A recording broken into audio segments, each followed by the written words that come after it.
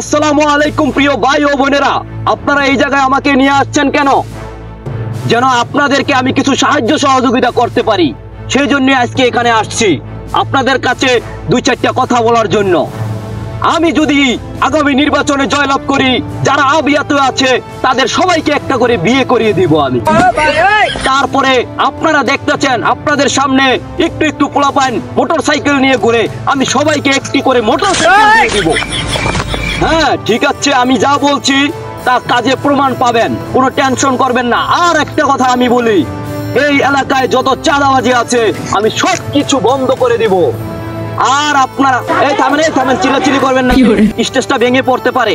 যাই হোক, এখন আমি আপনাদেরকে বলতে চাই আর একটা চাঁদাবাজি আমরা হতে দিব না। তাহলে আপনারাই চিন্তা ভাবনা করে দেখেন কোন দিকে আপনারা রায় দিবেন।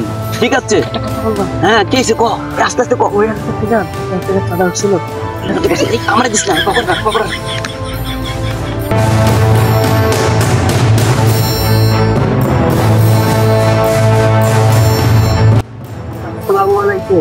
ওয়ালাইকুম সালাম।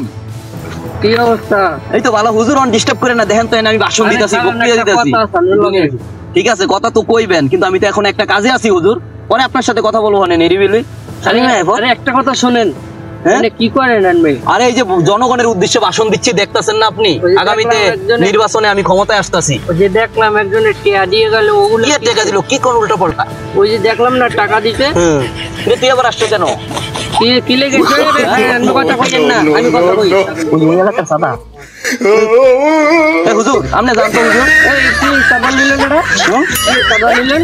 ওই কি চাঁদা নিলাম? এটা তো চাঁদা টাকা লইলেন।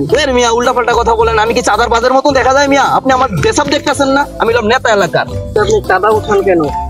হুজুর আপনি তো হুজুর আপনি উল্টা পাল্টা কথা বলেন না। জনগণের সামনে আপনি ভালো মন্দ দুই চারটা কথা কইতেছেন, আপনি ভালো, আপনি জনগণের উপকার করেন, কিন্তু আপনি চাঁদা টাকা গুলো নেন কেন?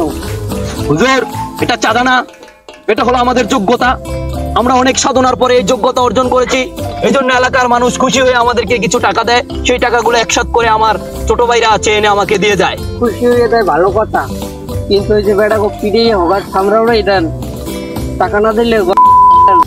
হুজুর আপনি হুজুরের মতন থাকেন, ঠিক আছে? এখন উচিত কথা গাইতে গেলে হুজুরের মুখ খারাপ। আপনি কি কইতে চান? কি কইতে চান বলেন দেখি। কইতে চাই আপনার মতো নেতা আমার এলাকায় লাগবে না। কি করে? হ্যাঁ, মুখ দেখছেন না, মুখ দেখছেন না, দেখান বেড়াগো, মুখ দেখান না হুজুর। আপনি আমার মান সম্মান শেষ করে দিতেছেন হুজুর। হ্যাঁ, আপনারা এইসব নেতারে ভোট দিয়ে আপনারা নেতা বানাইবেন, ঠিক আছে? যারা আপনাকে থেকে ওই যে খুশি ও টাকার কথা কইয়া, ওই যে হাদিয়ার টাকা কইয়া বলায়, ওই যে আর যদি বলি আমরা আমাকে হুজুরের মুখ খারাপ, আর হুজুরেরাই খারাপ থাকে আপনাদের কাছে, আর আপনাদের নেতারা আপনাদেরকে ওই যে পিড়ে তারপরে টাকা নেয়, চাঁদা নেয়, না দিলে পিড়ে হোগার চালু রয়ে দেয়। এরাই ভালো আপনাদের। আবার যখন আমরা বলতে যাই তখন সরবের মুখটাই মনে করেন ফেরেস্তা হয়ে যায়। এত ফেরেস্তা, আর হুজুরেরা হচ্ছে খারাপ সমাজের।